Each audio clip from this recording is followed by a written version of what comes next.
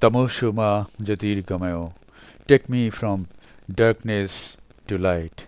This is the ardent prayer of this 24 years young lady having bilateral occlusio pupilli and mature cataract. She is very young, but she cannot move around. I have thrown myself as a volunteer in her journey from darkness to light. By this time, the main incision has been made. Now, this is viscoelastic substance filling up the anterior chamber.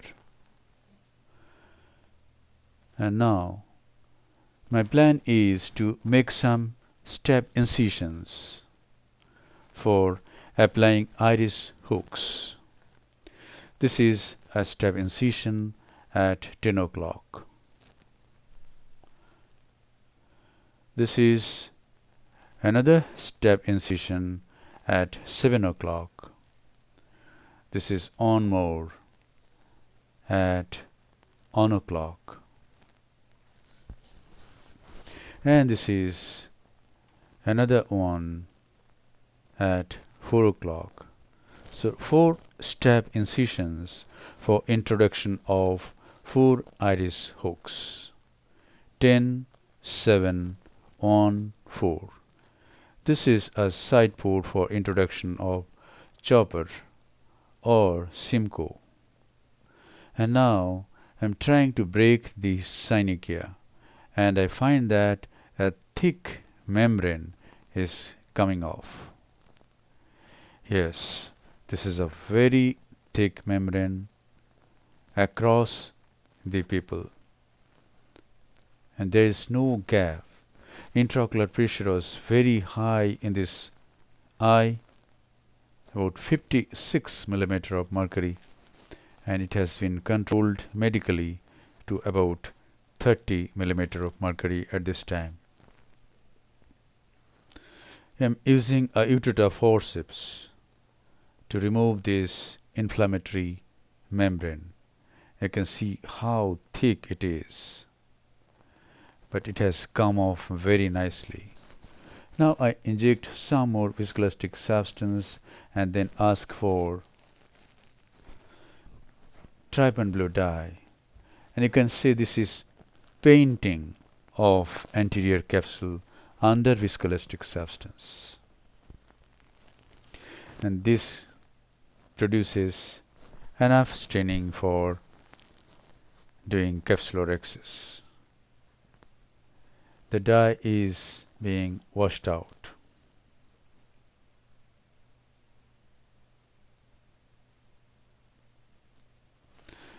And now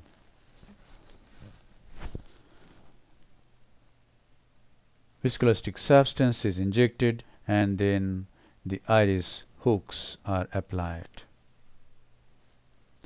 This is the first hook at 10 o'clock. This is the second iris hook at 7 o'clock. The main incision is at 10:30 or 11 o'clock. This is the third iris hook at 1 o'clock.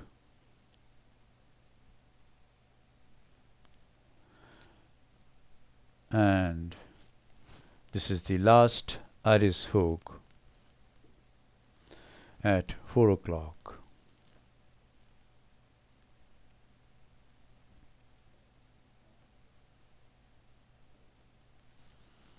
And now the hooks are placed. The silicone guard is advanced so that there is maximum retraction of the iris. And now some more visco, and now my plan is to do capsulorhexis. I incise the capsule and raise this capsular flap. I hold this flap with the ureter, go anti-clockwise and do a small rhexis. Since the patient is young, I thought there could be tendency to go to periphery, tendency of the capsule. So I made this small rhexis first. Now, I didn't do any hydro dissection in this case, just went into the lens mass with the Simcoe cannula, 23 gauge Simcoe cannula. Since the antechamber was shallow, I didn't want to use the phaco handpiece, and because the cataract is very soft, it is coming off very nicely just by the Simcoe itself.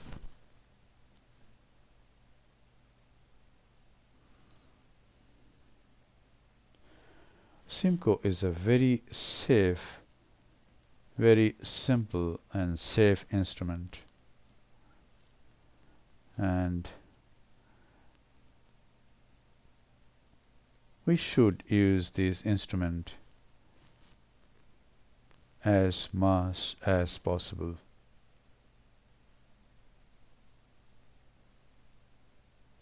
This is the last portion of the lens mass.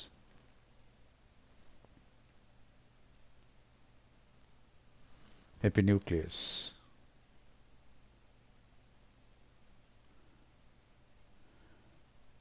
And now some cortex is still remaining. The cortex is to be removed, and we can see the red glow.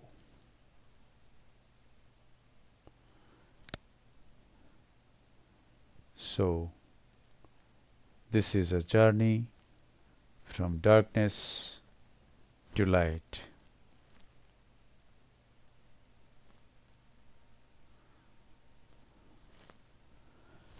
And now the Simcoe is introduced through the side port at around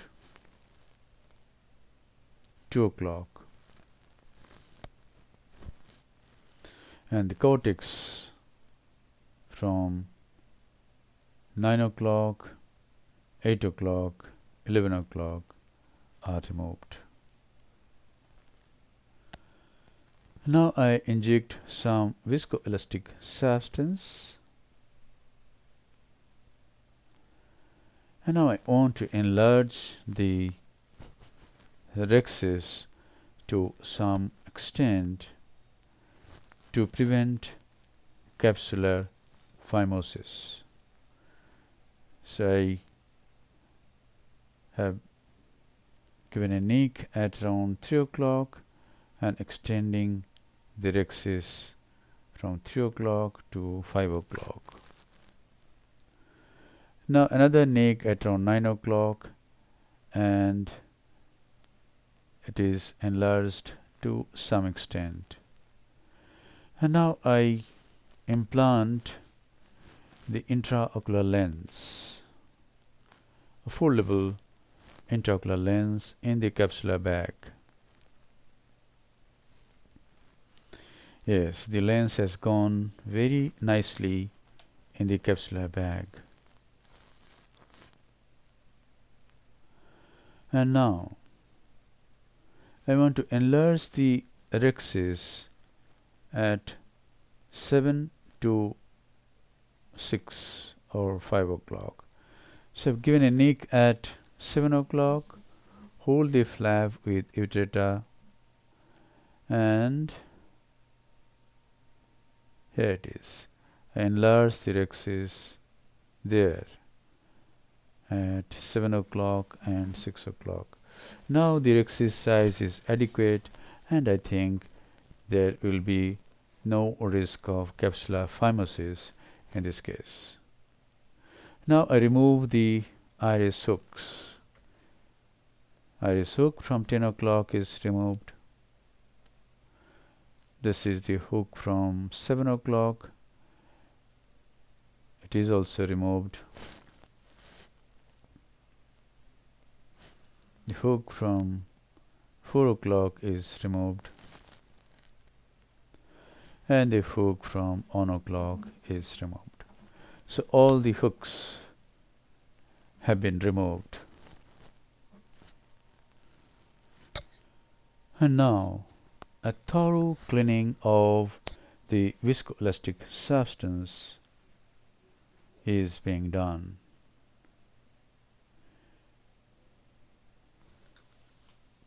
This lady has similar picture in the left eye. This is the right eye of the patient. I have planned to remove the cataract of the left eye also within a few days. Here I am thoroughly removing the viscoelastic substance. First I remove the visco from the anterior chamber, and now I want to go behind the IOL, and I find that to go behind the IOL I have to dial the lens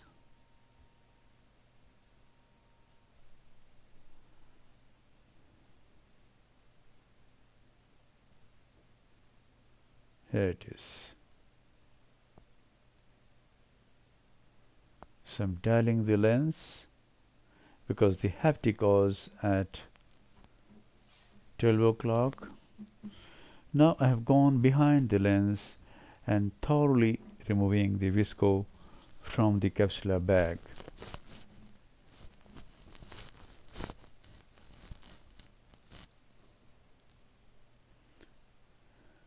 And now I hold the pupillary margin and pull it centrally and downward. Downward means towards the vitreous cavity. And this pull opens up a positional closure of anterior chamber angle.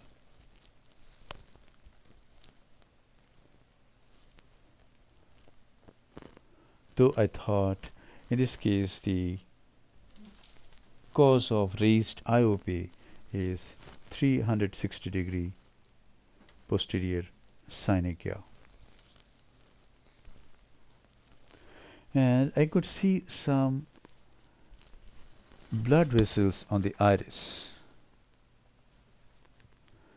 So I have thought of injecting bevacizumab in the anterior chamber. And here it is, this is triamcinolone acetate. Since this patient had repeated attacks of uveitis, I am injecting a bit of triamcinolone acetate and then washing it out. But some particles will remain, very few particles will remain, and that will subdue the inflammation. And this is the thorough lavage of the anterior chamber.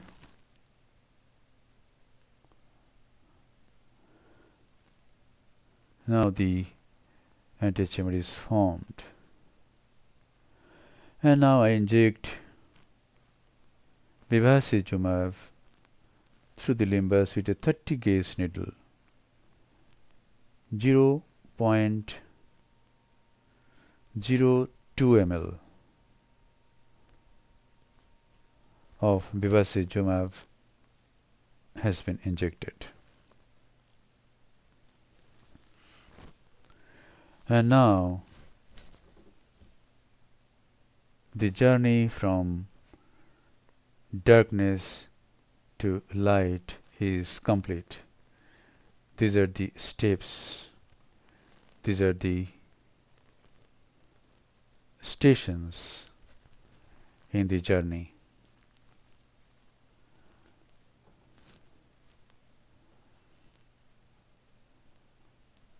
So, thank you very much for watching. Hope this video will encourage you to take such cases for surgery.